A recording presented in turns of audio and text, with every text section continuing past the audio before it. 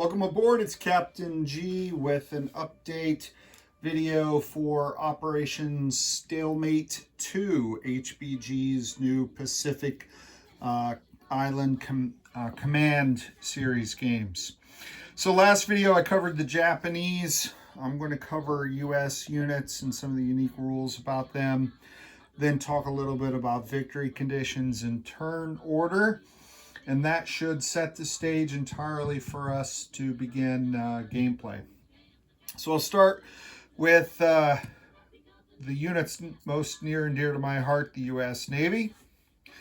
There are a variety of units circling the islands, both in the Peleliu as well as the Angar games. Again, the two games, if this is the first video you're watching in this series for some reason, both games are sold independently, but I'm going to play them together since they're part of the same invasion and Operation Stalemate.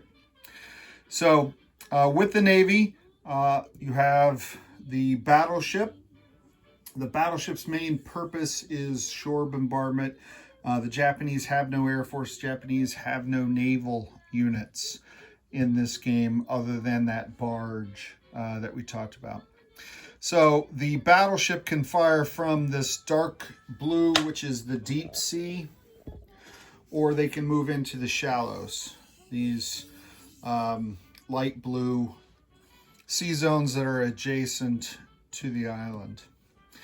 And the battleship, as well as the cruiser and the destroyer units, principally are there for shore bombardment. So one thing that I do like about this game is it differentiates between if a battleship or other surface combatant is in a shallow sea zone firing direct fire into the sea zone, it hits at a higher value. So for battleships, direct fire missions into the land zone directly adjacent to their shallow sea zone, they hit at an 8. Cruisers at a 6, destroyers at a 4. If they're firing, whether from, well, I'll start from here, or they can fire shore bombardment at a sea zone further away. And if they do that, then battleships have a range of 8 sea zones. So a battleship over here could lay down shore bombardment, indirect fire, support the Marines approaching the airfield, and they can hit up to 8 away, but they are only effective at a 6 or less. Cruisers, same concept. Their indirect fire is a 4 or less, and destroyers at a 2 or less. However, if they go into the deeper seas to fire, then you subtract 2 from each of their indirect fire shore bombardment ratings, which means destroyers are rolling at a 1, cruisers at a 4. I'm sorry, destroyers are rolling at a, at a 1. These guys are rolling at a 2, and these guys are rolling at a 4. So getting in close is better, but now you're subject to fire coming in from the Japanese in defense. So that's a good trade-off, and I do like that. So in addition to those 3 categories of surface combatants, you have 2 types of carriers. You have the fleet carriers. Standard Axis and Allies, you can carry 2 aircraft, and then you have the escort carriers that can transport just 1. For US aircraft, you have 3 in this game series. You have the Navy fighter, the Hellcats, and they have an air-to-air rating, but not used in this game. It might be used in probably Okinawa, but they're air-to-ground for fighters, or on the next page, sorry. So they're air-to-ground, they're ground attack. For the Navy fighters, they hit on a 2. the Marine Corps aircraft, the cool thing about the Corsair is its air-to-ground is the same as a tactical, and its air-to-air is the same as the Navy fighter. So it is a 4.6 as opposed to a 2.6, and then the tactical is a 4.4. So both the Marine Corsair and the Navy tactical bombers attack 4 on the ground, and they both have target selective 2, which is nice. So that's the air, Navy Marine Corps air component, as well as surface combatants. There are a variety of transports to get your forces ashore if you're the U.S. player. So I'll start by these giant HBG place holders, coasters, what have you. So they represent for me those transport cards. In the rules, there's an illustration of one that says to print them out, but there's not a good printout template that you can use. So you can use anything, task force marker, I use these things. And they represent a number of large transports that cannot go into the shallows, transporting all of these units. So these cards represent about 4 or 5 transports worth of goods. So the heavy transports have 6 cargo spaces, so 6 Marines, for example. Medium transports, which are I'm using the Axis and Allies base sculpt for transport. They have two cargo spaces, and they're used to shuttle the U.S. ground forces from the deep sea transports to get them ashore. You can only have, I believe it's 2 offloading into a beach zone at a time. So you're going to have to work the logistics of getting your beachhead established and your forces inland. Below the medium transport, you have the Higgins boats. Higgins boats can carry basically 1 infantry. I think they can also carry 1 artillery as well. I didn't write that down, but I believe they can. So 1 infantry class unit, a Marine, an Army, a flamethrower infantry, and artillery. But tanks take up 2 cargo space, so tanks you have to put on the transports. And you see some of that where it's better represented down here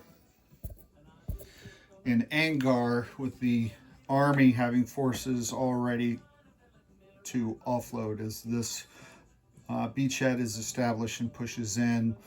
You've got Higgins boats filled up. You have LVTs. There are 2 types of LVTs, landing vehicle tracked, I believe. There's the one that's basically an armored tractor, and then one that is with a turret, a gun turret. They both have space for 1 infantry unit, but this unit has a better attack rating, so it can attack at a 4. This unit can only attack at a 2. And the LVTs can go a C, bring a Marine on, or Army, and then move ashore. And then they're acting basically as an armored personnel carrier going inland, if that's what you want to do with them. So that's your naval and your air forces. We'll stay here with the Army then, since we're already moved here. You also have trucks. Trucks have no combat rating. They can carry 2 infantry or can tow 1 artillery, and that gives the artillery some movement when you get ashore. You also have tanks. Tanks, or armor, just called armor in this game. Armor attack and defend at a 6, which is nice. And I think I already talked about the swamp rule for them in the Japanese video. So you have regular tanks, and then the Marine Corps battle. The Marines, where is one? Where can I find one there? The Marines have flame tanks. So I use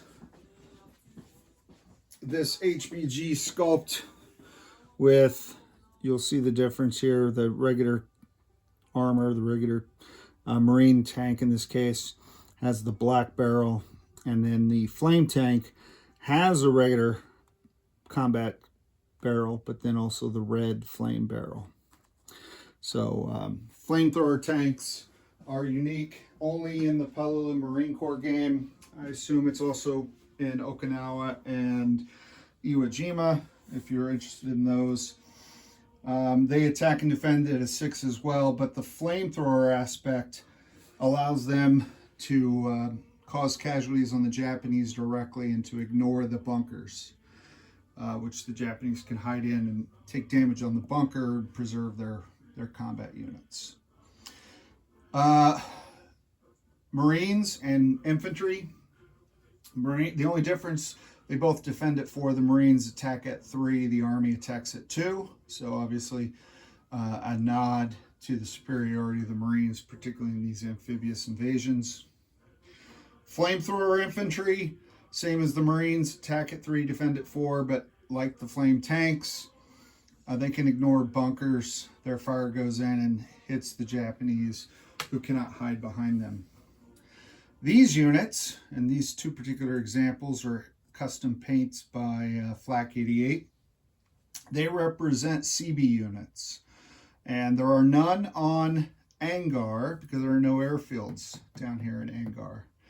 But in Peleliu, there is a large airfield. So you have CB units, and this one's one that I painted before I got the Flak 88 ones. CB bulldozers come in, and their mission, they have no combat value. They defend at 1, but the intent is to take control of an airfield, and there's 2 halves to it. You put CB units on there, and they can return the airfield to operational status. You can place 2 additional Corsair on the airfield once it's established, and then operate up to 4 aircraft from here like it's a carrier and conduct your missions. With the scale of this battle, both battles, air is unlimited. You don't have to count the sea zones. They have enough to do any mission on the map. And I'm not moving between one map and another. It's not in the rules, and it's not going to be in play. Okay, so I've talked about the ground units. Well, I mentioned the artillery, didn't talk about them. Like the Japanese, the U.S. artillery does attack and defend at a 4 and also has a range. The Japanese artillery has a range of 3. The U.S. artillery can only fire into adjacent land zones. So they're not spotted. They're smaller artillery, portable by truck, etc., as opposed to what I assume is the intent behind larger artillery emplacements that are spotted already. And these Japanese artillery have a range of 3. So that is, I believe, all the various types of ground units, except, where is he? Chesty Puller. Chesty Puller and the Marine Corps commander, same as the U.S. Army commander. So my map, it's this commander sculpt with the gold on his footing. So similar to the Japanese commander, units in the same land zone with the commander, or starting from there, get +2 to their attack and 1 on defense. But what I left out of the Japanese commander description that the U.S. has as well is they can be artillery spotters. So they can spot adjacent to them, and that gives a +2 for any artillery that's in their land zone that are firing in, because they have the commander spotting for them. And if you're, again, similar to the Japanese, if you're in this mountain zone, which the Japanese start at, you can spot 3 zones away. So even from starting this guy here, 1, 2, 3, not just adjacent, this is these brown mountains of the 3. They can spot 3 away, so the artillery firing from here get a +2 on on their roll for attack. And I think that's it. Trucks, LVTs, flame tanks, and the naval units. So those are the units involved in combat. Let's go to victory conditions. So each game, the victory conditions are essentially the same, but unique to the map. In that, 200 victory points is a win, with major and minor if you hit certain success criteria earlier turns. How do you earn those points? Well, Japan starts with 50 because they're in the possession of the islands. And part of the reason behind that is in gameplay, Japan can give up points, spend victory points, if you will, if they want to convert units like artillery or AA or machine gun infantry, convert them into infantry or militia specifically, so they can conduct bonsai attacks. So you spend 2 victory points per unit you want to convert, and instead of having these, particularly AA that has no attack value, you can give that up, convert it, just basically take the operators, give them some rifles, and have them bonsai attack. That's the intent behind that. So that's their starting victory points. And then both sides earn points based on control of specific land zones, and then casualties as well. So the US gets victory points for killing a Japanese commander or infantry, artillery, taking out AA guns, bunkers, fortifications. Same with the Japanese. They shoot down a fighter, that's 8 victory points. Again, the intent is to destroy the enemy. Lots of victory points for taking out bulldozer units, CBs, etc. Okay. Same with Peleliu. Similar concept. I had a problem with my printer. I ran out of ink, so I had to pencil this in. But this is the full thing. The turn chart.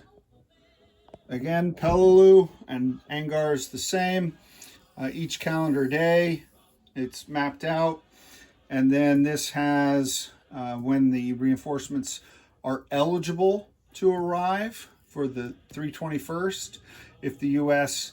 wants to bring them in based on how many victory points they have at that point.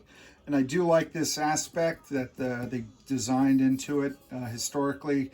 Yesterday we talked about the Marine Corps Commanding General kept turning away requests or suggestions or offers of assistance by the Army and from his higher command, saying that his Marines could do it.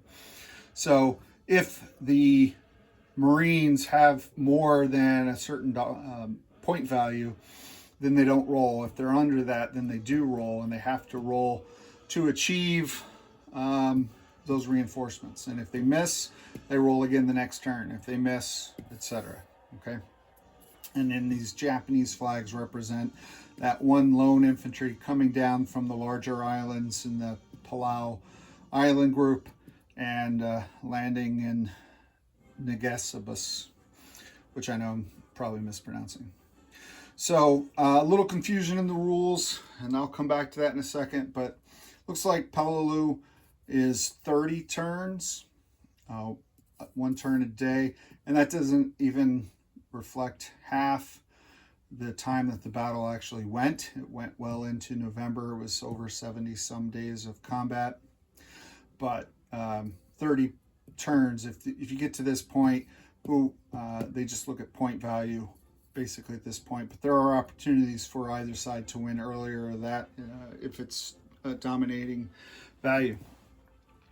There are weather charts. You roll a d12, and this weather impacts the U.S. air availability and whether or not they can hit, as well as shore bombardment. So I did like that as well. The impact of the environment on military operations.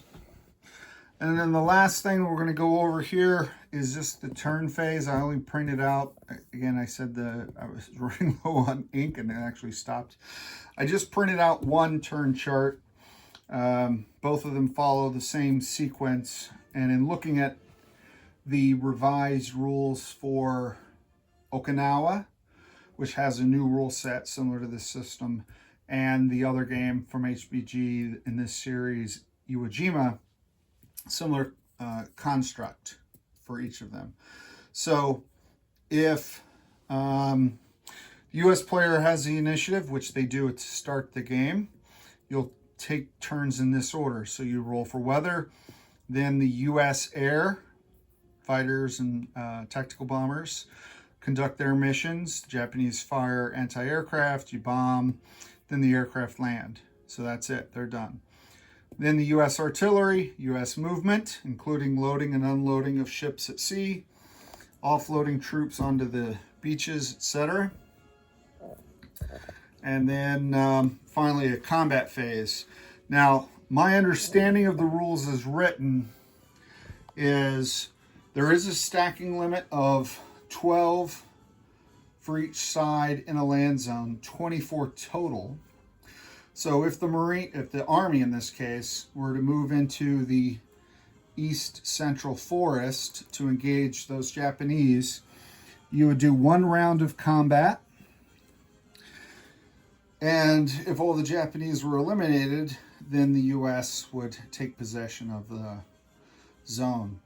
If not, if there are any survivors, then the Japanese would have the opportunity on their turn to counterattack. But until then, it's a contested land zone, similar to 1914, similar to the Okinawa game, which has the same concept. So they're engaged in combat, but that allows you to free up units to land. And if you're not able to push through, then you're at a log jam because you can only unload on those beach land zones, as we discussed.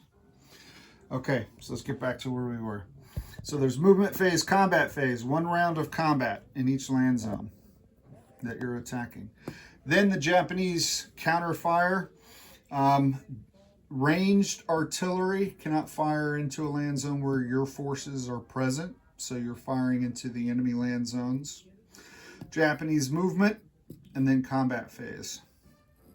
And don't forget, again, the Japanese ability to tunnel. So if these guys moved up, these guys could still move underneath and then pop up at the beach to attack what the Army lands there, which is an aspect I really like.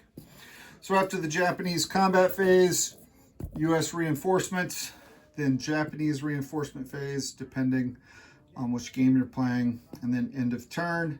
That's the end of that day. This side, same sequence, but the Japanese and the U.S. sequence has been flipped. This is if the Japanese have initiative. And after the first turn, when the U.S. has the initiative goes to whichever side has the most victory points, is my understanding. And I'll solidify that before I start turn one. So that's it. That's this update. I did mention on the rules, and here's an example with the 20 turns and the 30 turns. HBG, for anyone who's bought anything from them over the years, I have several times. Get the wrong item, you're missing an item, something's broken, you just let them know and they make you whole. They're always great customer service. These rules are no exception. I've contacted Doug at HBG, shared with him I'm finding some inconsistencies. This was a major rollout, and it looks to me that some of the rule sequences are just copy and paste, and there are rules in Peleliu that reference Iwo Jima. There's rules in Angar that reference Okinawa, etc. And that's just copy and paste. So I'm going to provide my feedback to Doug and team. They're going to take a look, scrub through those, get those corrected. So just calling that out for you. The rules should be corrected.